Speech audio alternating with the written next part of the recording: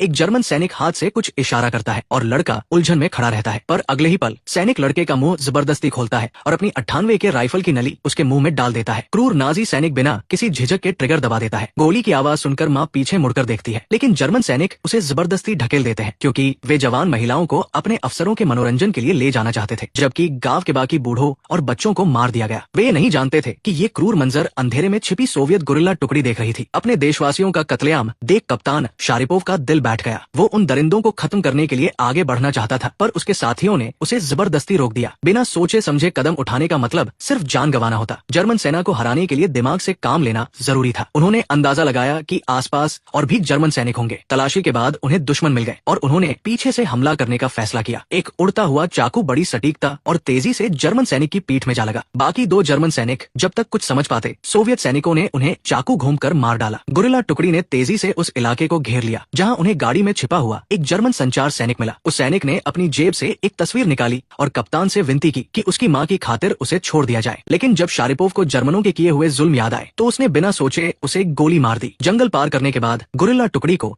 एक लकड़ी का घर मिला। जांच करने पर पता चला कि घर में सिर्फ एक बूढ़ी दादी रहती है। शारिपोव ने फैसला किया कि टीम यहाँ थोड़ी देर आराम करेगी। अपने ही देश के सैनिकों को देख दादी ने उनका बड़े प्यार से स्वागत किया और गुरिल्ला सैनिकों को भरपेट खाना खिलाया। तभी एक सैनिक ने कमरे का पर्दा हटाया और वहाँ एक खौफनाक नजारा देखा। वो सैनिक डर के मारे वही उल्टी करने लगा। घबराहट में एक दूसरे सैनिक का बैज डाइनिंग टेबल पर ही छूट गया, जो उस बुजुर्ग महिला के लिए मुसीबत बन गया। बूढ़ी दादी ने बताया कि अंदर लाशों की एक कतार लगी है। वे सब उसके परिवार के सदस्य थे जिन्हें जर्मन सैनिकों ने बेरहमी से मार डाला था। दादी इतनी बूढ़ी और कमजोर थी कि वो उन्हें दफन भी नहीं कर पाई थी। गुरिल्ला टुकड़ी ने उन मृतकों को दफनाने में मदद की। तभी उन्हें गाड़ियों के आने का शोर सुनाई दिया और सब पिछले दरवाजे से निकल गए। जाते समय दादी ने जबरदस्ती सैनिकों को कुछ आलू साथ ले जाने को दिए। जल्द ही जर्मन सैनिक सोवियत सैनिकों की तलाश में उस घर में पहुंचे। एक जर्मन सैनिक को मेज पर ढेर सारे आलू के छिलके और एक छूटा हुआ सोवियत बैज मिला। इससे ये साफ हो गया कि यहाँ सोवियत सैनिक छिपे थे। बूढ़ी दादी डर के मारे सहम गई। अफसर ने इशारा किया और मुड़कर चला गया। पास खड़े सैनिक ने इशारा समझ लिया और बेरहमी से चाकू घूमकर दादी की हत्या कर दी। तब तक गुरिल्ला टुकड़ी फिर से जंगल में भाग चुकी थी। एक पहाड़ी पर उन्हें कुछ संदिग्ध लकड़ी के घर मिले। सुरक्षा के लिहाज से शारिपोव अकेला जांच करने गया और देखा कि वहाँ के सोवियत सैनिक पहले ही मारे जा चुके हैं। तभी एक जर्मन सैनिक का पैर सूखी लकड़ी पर पड़ने की आवाज आई। इस आवाज ने शारिपोव को सतर्क कर दिया। उसने ग्रेनेड निकाला, पिन खींची और घर के पीछे फेंक दिया। जर्मन सैनिक धमाके के साथ उड़ गया और शारिपोव को भागने का मौका मिल गया। लेकिन धमाके की आवाज ने बड़ी संख्या में जर्मन सैनिकों को चौकना कर दिया, जिन्होंने शिकारी कुत्ते पीछे छोड़ दिए। भागते समय एक शिकारी कुत्ते ने शारिपोव को दबोच लिया और वो पहाड़ी से नीचे लुढ़क गया। आखिरी मौके पर उसने चाकू निकालकर कुत्ते को मार दिया, पर अभी वो संभल भी नहीं पाया था कि पीछे खड़े एक जर्मन सैनिक ने उस पर बंदूक तान दी। शारिपोव ने सरेंडर करने का नाटक करते हुए हाथ ऊपर किए और अचानक पलटकर जर्मन सैनिक को जमीन पर पटक दिया। कैसा लगा? शारिपोव उसका गला घोंटना चाहता था, पर जर्मन सैनिक भी कमजोर नहीं था। उसने शारिपोव का चेहरा जोर से पकड़ा और अपनी उंगलियां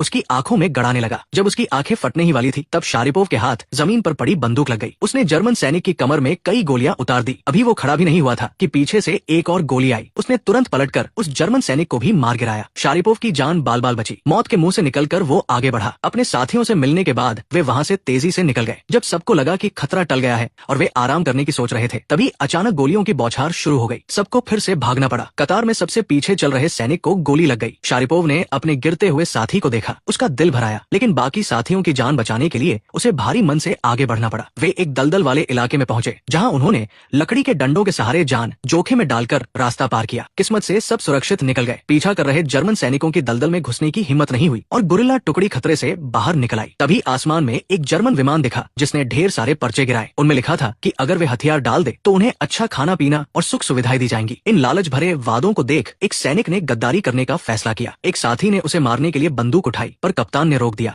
और कहा कि ऊपर वाला सब देख रहा है। जल्द ही उसे अपनी करनी का फल मिल गया। दलदल में घुसते ही वो कीचड़ में धंसने लगा। वो दलदल किसी राक्षस के हाथ की तरह उसे नीचे खींच रहा था। जब वो पूरी तरह डूबने वाला था तो उसने मदद के लिए आवाज लगाई, पर उसके साथी चुपचाप तमाशा देखते रहे। जब वो लगभग डूब चुका था, तब कप्तान शारिपोव ने उसे बाहर निकाला और सबको चेतावनी दी कि जो भी गद्दारी करेगा उसका अंत बुरा होगा। सब संभल कर फिर से रास्ते पर चल पड़े। एक गांव से गुजरते समय शारिपोव ने एक साथी को आम नागरिक बनकर हालात का जायजा लेने भेजा, पर जैसे ही वो गांव के मुहाने पर पहुंचा, उसका सामना 3 जर्मन सैनिकों से हो गया। साथी ने शांत रहने की कोशिश की और मुड़कर जाने लगा, लेकिन जर्मनों ने उसके पैर में गोली मार दी। गोली की आवाज सुनते ही बाकी साथी गांव में घुस गए। घायल साथी एक अहाते में छिप गया। जब जर्मन सैनिक उसके करीब पहुंचने वाले थे, तो उसने ग्रेनेड की पिन खींच दी ताकि वो दुश्मनों के साथ खुद को भी उड़ा सके। तभी गुरिल्ला टुकड़ी वहां पहुंची। अंधेरे में छिपे एक साथी ने जर्मन अफसर को गोली मार दी और वे सब बहादुरी से आगे बढ़े। एक भीषण युद्ध शुरू हो गया। जल्द ही जर्मन सैनिकों की उस छोटी टुकड़ी का खात्मा हो गया। गोलियों की आवाज सुनकर गांव वाले बाहर आ गए। गांव के मुखिया ने जब देखा कि ये सोवियत सैनिक हैं, तो वो उन्हें जंगल के रास्ते ले गया जहां वे अपनी बिछड़ी हुई टीम से मिल सके। अब दोनों गुरिल्ला टुकड़ियां एक हो चुकी थी। उनके पास अब काफी हथियार, गोला बारूद और जर्मन वर्दियां थी और वे एक बड़े हमले की तैयारी में थे। एक दिन एक छोटा लड़का चोरी छिपे जर्मन इलाके में घुस गया और उसने जर्मन अफसरों की बातें सुन ली। उसे पता चला कि जर्मन लोग पकड़े गए गुरिल्ला सैनिकों को फांसी देने वाले हैं। वो तुरंत जंगल भागा और शारिपोव को खबर दी। अपने साथियों को बचाने के लिए उन्होंने एक योजना बनाई। अगले दिन शारिपोव ने अपने साथियों को जर्मन सैनिकों के भेष में भेजा और खुद कैदी बनने का नाटक किया। उसे फांसी के तख्ते तक ले जाया गया, लेकिन तभी एक जर्मन सैनिक ने जांच की और उसे घोड़े की गाड़ी में छिपी हुई बंदूकें मिल गई। योजना का भंडाफोड़ होते देख उन्हें समय से पहले ही हमला करना पड़ा। जल्द ही गुरिल्ला टुकड़ी ने अपनी संख्या के दम पर हालात पर काबू पा लिया और अपने साथियों को बचा लिया। जब जर्मन कमांडर को ये पता चला तो वो आग बबूला हो गया और उसने उसी तरह बदला लेने का फैसला किया। उन्होंने एक चाल चली और एक गुरिल्ला सैनिक को पकड़ा, फिर उसे जानबूझकर भागने का मौका दिया। उस सैनिक ने देखा कि गार्ड को चाकू मार दिया गया है। उसने सोचा कि उसके साथी उसे बचाने आए हैं। बिना ज्यादा सोचे वो सीधा अपने कैंप की ओर भागा। उसे नहीं पता था कि ये जर्मनों का जाल था, ताकि वे गुरिल्लाओं के गुप्त ठिकाने का पता लगा सके। जैसे ही वो कैंप पहुंचा, पीछे से जर्मन सैनिकों की एक बड़ी फौज आ गई। उन्होंने उसे गोलियों से भून दिया और फिर कैंप पर मोर्टार से बमबारी शुरू कर दी। भारी संख्या में जर्मन सैनिक आगे बढ़े और दोनों तरफ से खूनी जंग छिड़ गई। बेहतर हथियारों से लैस जर्मन सेना के सामने गुरिल्ला सैनिकों को पीछे हटना पड़ा। उनके पास लड़ते हुए पीछे हटने के अलावा कोई चारा नहीं था। अंत में पुराने गांव के मुखिया के इशारे पर वे अपनी मुख्य सेना से मिल पाए। एक दिन एक सैनिक को जंगल में एक छोटी लड़की मिली। उस लड़की के बालों के रिबन से उन्हें एक जरूरी खुफिया जानकारी मिली कि जर्मन लोग सोवियत लड़कियों के एक समूह को बर्लिन भेजने वाले हैं। शारिपोव अपनी टीम के साथ उन्हें बचाने निकल पड़ा, पर उन्हें नहीं पता था कि ये भी जर्मनों का एक जाल था। जैसे ही वे ट्रेन में दाखिल हुए, छिपे हुए गुरिल्लाओं ने हमला कर दिया। उन्होंने पहले संतरी सैनिकों को मारा और फिर उन पर टूट पड़े। जर्मन संभल पाते उससे पहले ही उनका सफाया कर दिया गया। महिलाओं को सुरक्षित बचाने के बाद कप्तान शारिपोव एक साथी के साथ दूसरी दिशा में गया ताकि बचाए गए लोगों का ध्यान भटकाया जा सके, लेकिन उनकी हर हरकत पर जर्मन अफसर की नजर थी। जल्द ही जर्मनों ने शारिपोव का पीछा शुरू किया और उन्हें ढूंढ लिया। अफसर ने निशाना साधा और गोली चला दी, जो शारिपोव के साथी के पेट में लगी। शारिपोव ने उसे तुरंत एक पेड़ के पीछे छिपाया। जब जर्मन सैनिक अपनी बंदूक रीलोड कर रहा था, तब शारिपोव ने ग्रेनेड फेंका